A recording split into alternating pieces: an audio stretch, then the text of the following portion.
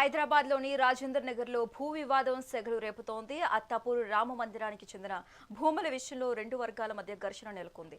పురాతన ఆలయ భూములను దౌర్జన్యంగా కబ్జా చేసేందుకు ప్రయత్నిస్తున్నారంటూ స్థానిక గ్రామస్తులు రోడ్డుపైకి వచ్చారు. హిందూ సంఘాలు, మహిళలు, యువకులు పెద్ద ఎత్తున తరలివచ్చి ధర్నా చేపట్టడంతో ఉద్రిక్తత చోటు చేసుకుంది.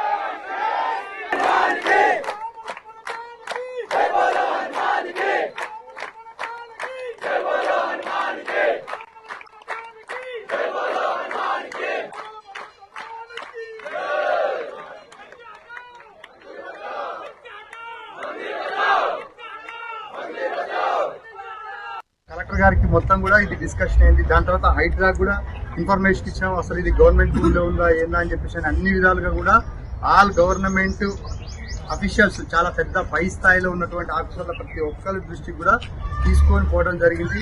దీని మీద డెసిషన్ అనేటటువంటిది ఆఫీసర్స్ ఆల్రెడీ నిర్ణయం తీసుకోవడం జరుగుతుంది.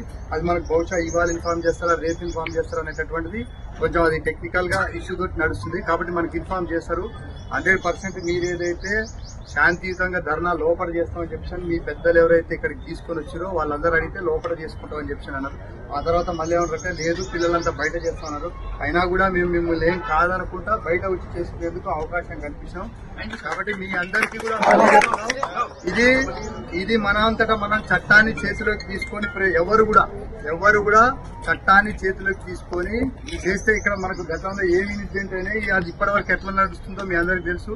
ప్లస్ ఇక్కడ మనం ఉన్నటువంటి ప్రాంతం అనేటటువంటిది విభిన్న జాతులకు సంబంధించినటువంటి అంతా కలిసిమెలిసి ఉండేటటువంటి ప్రదేశం. మనం ఆ హార్మనీని ఎవరం కూడా డిస్టర్బ్ చేయడానికి వీల్లేదు. కాబట్టి మీ అందరు ఏదైతే అనుకుంటారో అదే జరగాలని అందరికీ ఉంది.